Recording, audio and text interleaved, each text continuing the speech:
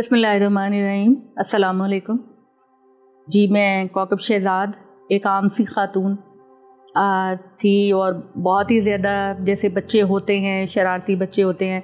मैं अपनी बहनों में 7th नंबर पे थी और मतलब उस सोसाइटी के अंदर इतनी बच्चियों को तो पसंद नहीं किया जाता, लेकिन मैंने अपने आप को मनवाया अपनी शरारतों से, अपनी हरकतों से। मैं खुद बहुत प्रोमिनेंट रहती थी और मज़हब की तरफ मेरी कोई इतनी दिलचस्पी नहीं थी, लेकिन मैं ये देखती थी कि मज़हब जो है मेरी फैमिली में ट्रैवल किया।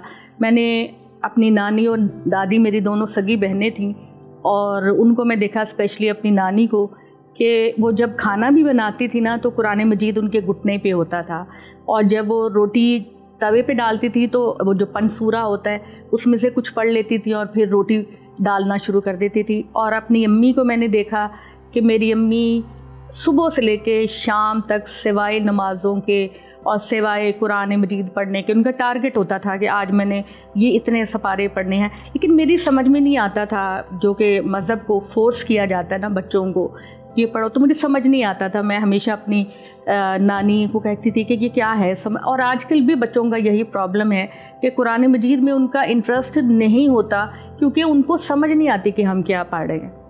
तो मुझे बिल्कुल भी समझ नहीं आता था कि क्यों हम लोगों को फोर्स किया जाता है। अच्छा ठीक है, कुरान ख़त्म करना है तो ठीक है। मैं अपनी नानी के पास जाती थी, चूँकि मेरी उर्दू बहुत अच्छी थी, तो नेचुरली अरबी भी बहुत अच्छी पढ़ने लग गई। तो मैं चीटिंग करती थी, ये भी मैं आपको बता दूं कि मेरी नानी ने अगर मुझे आज सूरह बकरा का पहला सफ़ा पढ़ाया है तो मैं अगली दफ़ा दरमियान में से सफ़ा निकाल के कहती थी कि नानी यहाँ से पढ़ना है। तो मेरी नानी को पता ही नहीं चलता था। और आप सोचे कि मैंने 6 महीनों में इस तरह कर करके मैंने कुरान मजीद ख़त्म कर लिया।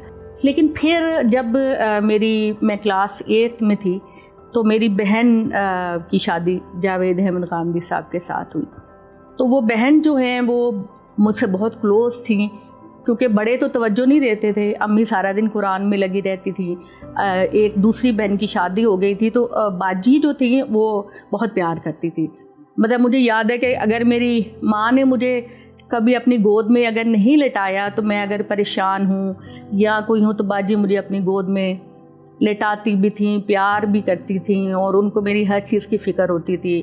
इसके पास कपड़ा नहीं, इसके पास जूती नहीं। इवन जब उनकी अपनी शादी हुई तो उन्होंने पहले मेरे सारे कपड़े तैयार किए। और एक मज़े की बात आपको बताऊंगी, इनकी शादी के मौका पर मैं इतनी छोटी थी कि जब गाड़ी में गांधी साहब आगे बैठे थे, उनके कज़न गाड़ी चला रहे थे, उनके जो कज़न थे आयशा जवाद के फादर, और पीछे मेरी बाजी बैठी थी, उनकी जावेद साहब की बहन बैठी थी, और जो वो कज़न थे उनकी वाइफ बैठी थी। तो मेरे लिए पीछे जगह नहीं थी, तो मैं जावेद साहब के साथ सीट में आगे बैठी थी, फ्रंट सीट पे मैं बैठी थी। तो उस दिन से उन्होंने मुझे 2500 रुपये दे के बहन बना लिया था। वो होता है ना, लोग देते हैं, दूध पिलाई देते हैं, लेकिन उन्होंने मुझे साली समझ के नहीं दिए थे, उन्होंने मुझे 2500 रुपये बहन बनाने के दिए थे। तो वो मैं उनके साथ ही वहाँ पे आ गई। तो इसलिए मेरी बहन आमतौर पर हंसते हुए कहती हैं कि ये तो मेरे जहेज़ में आई थी।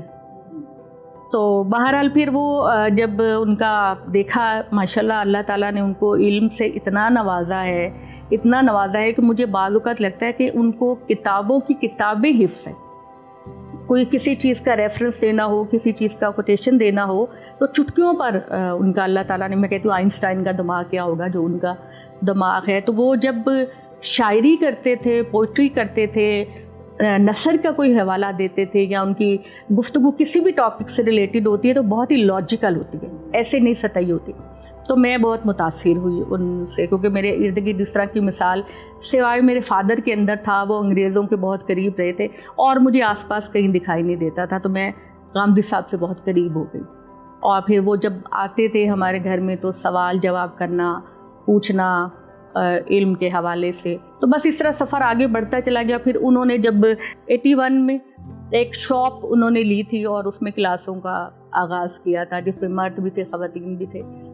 तो उस वक्त तो मैं अभी कॉलेज आना स्टार्ट हुई थी, तो इतना ज़्यादा मुझे वो जुनून हो गया कि मैं सुबह कॉलेज आती थी और शाम को मैं वहाँ एक वैन आती थी, हम सबको पिक करती थी, तो उसमें हम लोग अपनी क्लास में जाते थे।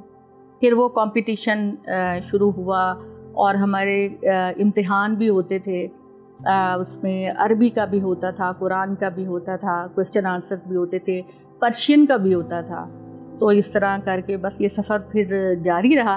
لیکن میں یہ نہیں بتاؤں گی کہ میری پوزیشن کیا تھی. بس الحمدللہ اس کے بعد یہ سفر بڑھتا چلا گیا اور پھر شادی کا مسئلہ پیدا ہوا. میری فیملی کے اندر بھی لوگ تھے.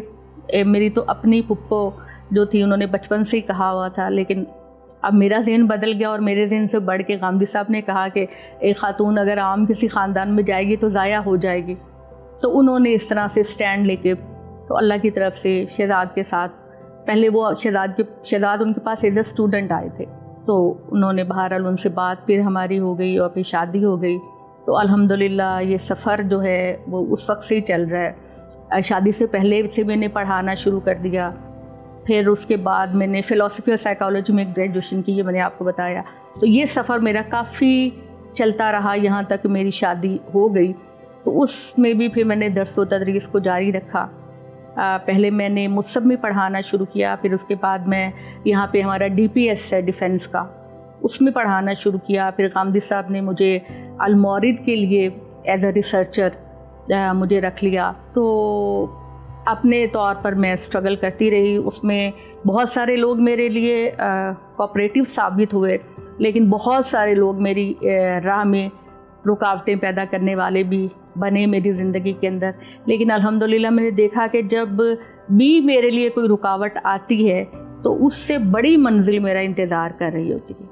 یہ میں نے دیکھا اور میں سارے ناظرین کو یہ بات بھی بتانا چاہتی ہوں کہ زندگی میں اگر کوئی مشکل پیش آئے، کوئی مایوسی کے بادل آپ کی زندگی میں ہوں، تو اللہ پہ ٹرسٹ کریں. انشاءاللہ آپ کے لیے پہلی منزل سے بہتر منزل آپ کے لیے تیار ہوگی. تو اللہ تعالیٰ نے ہمیشہ جب میرے لیے کوئی مایوسی کا موقع آیا تو اللہ نے اس سے بہتر جگہ پہ مجھے پہنچا دیا. پھر میرا TV کی طرف آنے کا رجحان ہوا. میں نے ایک دن کہا کہ میں چاہتی ہوں اپنے ٹائم کو زیادہ بہتر استعمال کروں. تو میرے میاں نے سیاست میں جانے سے مجھے منع کیا کہ سیاست میں اگر تم جاؤ گی تو میں تمہارے ساتھ کوئی تعاون نہیں کروں گا، لیکن اگر تم مذہب کے لیے یا علم کے لیے جہاں بھی جانا چاہو میں تمہارے ساتھ ہوں. پھر وہ مجھے خود PTV لے کر گئے، مجھے میرا خود انٹرویو کروایا انہوں نے وہاں پر. اور پھر PTV کا جو میرا سفر ہے وہ 16-17 سال سے چل رہا ہے. اور الحمدللہ PTV کے ریکارڈ کے اندر خواتین کے سب سے زیادہ پروگرام کرنے والوں میں نمبر 1 میرا ہے، اور ابھی تک چل رہا ہے. میں نے ان کے لیے مارننگ ٹرانسمیشن بھی کی ہے، میں نے لیٹ نائٹ ٹرانسمیشن بھی کی ہے. رات کو بعض اوقات ہم لوگ سحری کے وقت جاتے ہیں اور سحری کی ٹرانسمیشن کر کے فجر کے بعد آتے ہیں. تو اس طرح صبح شام دوپہر جو بھی ہو، میرے میاں کی کوئی رکاوٹ نہیں ہے میرے لیے. بہت زیادہ میں سمجھتی ہوں کہ وہ لوگوں کا کیا اثر ہونا ہے، قرآن کا اپنا اتنا گہرا اثر ہوتا ہے. جب کوئی انسان قرآن مجید کا قاری ہوتا ہے، اور قاری ہونے کا مطلب صرف تلاوت نہیں ہوتی، وہ قرآن کی گہرائی میں اترتا ہے، اور وہ جب سمجھنے والا ہوتا ہے اس کو صاف سمجھ آ رہا ہوتا ہے کہ قرآن میں یہ لکھا ہے، تو جو استقلال، جو ثابت قدمی، جو مشکلات کے سامنے سٹینڈ کرنا انسان کی شخصیت میں آتا ہے، تو قرآن مجید انسان کی بہترین تربیت کرتا ہے. میں یہاں غامدی صاحب ہوں، امام فراہی صاحب ہوں، امین حسن اصلاحی صاحب ہوں، ان سب کی شخصیت کے اندر اگر ہمیں خوبیاں نظر آتی ہیں تو دیٹ از بیکاز آف قرآن. کیونکہ قرآن مجید میں اپنے طالب علموں کو، اپنے قارئین کو ہمیشہ یہ کہتی ہوں کہ اپنی زندگی میں قرآن مجید کو سمجھ کر پڑھیں، اور اپنے رب کے ساتھ دن میں 10-15 منٹ اس طرح گزاریں کہ آپ کو دنیا کی ہوش نہ ہو، آپ کو آس پاس کی ہوش نہ ہو، آپ بالکل نہ سمجھیں کہ میرے آس پاس کوئی ہے، کونے میں بیٹھیں اور اپنے رب کے ساتھ جڑ جائیں 10-15 منٹ کے لیے. اور پھر وہ جیسے عام طور پر تہجد کا وقت اس کے لیے سجیسٹ کیا جاتا ہے، بس آپ یہ کہیں کہ میں ہوں، میری فیلنگز ہیں، میری سوچ ہے اور میرا رب ہے. اور یہ جو چیز ہے یہ انسان کی، میں تو بہت خالی ہوں، میں تو سمجھتی ہوں، میں ہر جگہ کہتی ہوں میں بہت گناہ گار ہوں. پتہ نہیں اللہ نے مجھے کیسے اس قابل سمجھا کہ میں شروع سے لے کر اب تک میں قرآن سے جڑی رہی ہوں. تو یہ پتہ نہیں اللہ نے مجھے کس چیز کی جزا دی ہے. بچہ بھی نیک ہے، شوہر بھی نیک ہے، انوائرمنٹ بھی سارا کوآپریٹیو ہے. میری راہ میں نہ میری کبھی ساس رکاوٹ بنی ہے، نہ میرا میاں بنا ہے، نہ میرے سسرال والے بنے ہیں. البتہ میکے والے بہت بنے تھے، کہ میکے والوں میں سے کچھ لوگوں کی تو انتہائی مخالفت میری زندگی میں رہی ہے. وہ کہتے ہیں یہ پاگل ہے, یہ کہاں جا رہی ہے, اس کو تو رشتہ ہی نہیں ملنا. میری خالہ کہا کرتی تھی آپا اس کو سمجھاؤ, یہ کچھ دنیا داری میں بیاہ, اس کو کون بیاہ کے لے کے جائے. اب وہی لوگ ہیں, یقین مانے کہ وہ میری الحمدللہ میری زندگی پہ رش کرتے. میری خالہ جو یہ میری امی کو کپات کہا کرتی تھی, پچھلے دنوں آئی ہیں تو میری ساتھ تصویر کھینچ کے لے کے گئی ہیں کہ میں نے اپنی سہیلیوں کو دکھانی.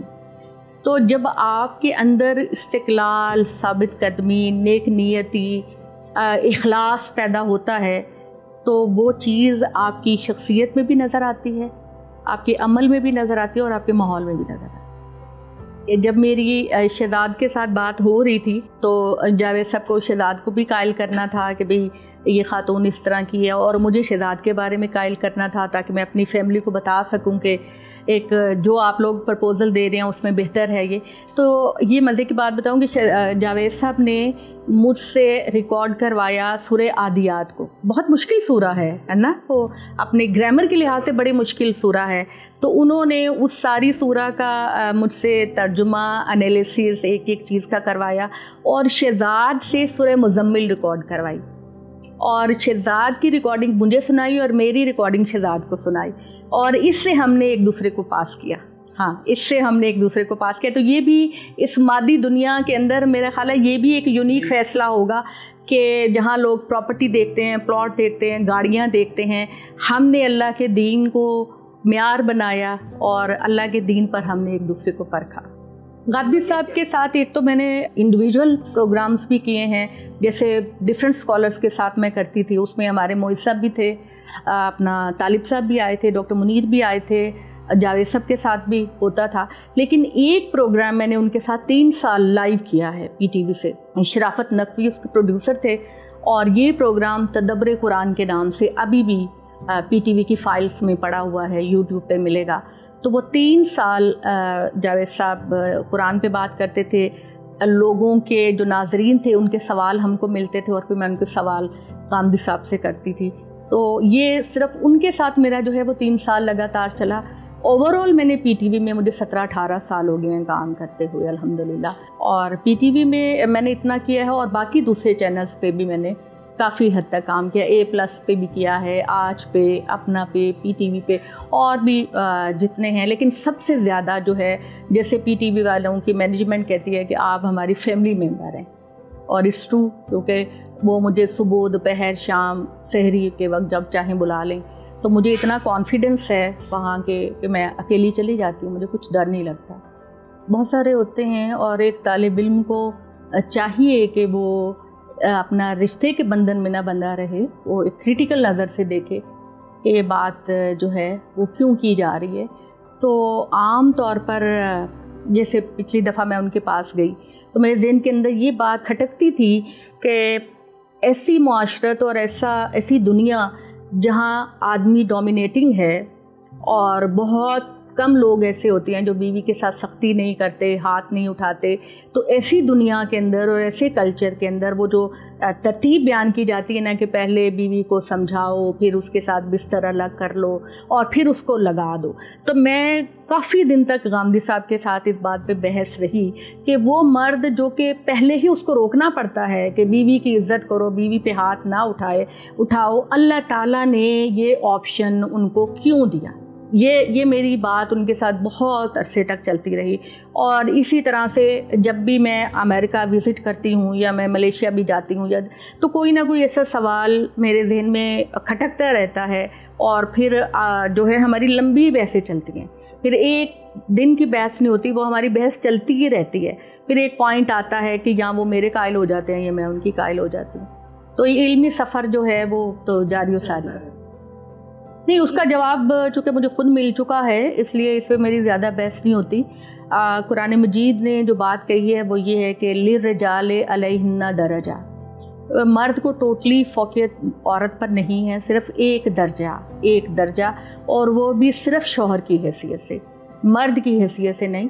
یعنی بھائی بہن پر سپیریئر نہیں, باپ بیٹی پر اس لحاظ سے احترام اور اکرام کے لحاظ سے تو ہے, لیکن ویسے وہ اس پر سپیریئر نہیں ہے. شوہر چونکہ نان و نفقے کا ذمہ دار ہوتا ہے، عورت کی عزت کا محافظ ہوتا ہے، عورت کے جذبات کا محافظ ہوتا ہے، اس لیے اس سارے سرکمسٹانسز میں اللہ تعالیٰ نے مرد پر چونکہ ذمہ داریاں بہت زیادہ ڈالی ہیں، اور مرد کا جو سٹرکچر ہے وہ عورت کی نسبت بہت مضبوط بنایا ہے. تو گھر کی ریاست کے اندر بیوی پر ایک درجہ شوہر کو فضیلت ہے.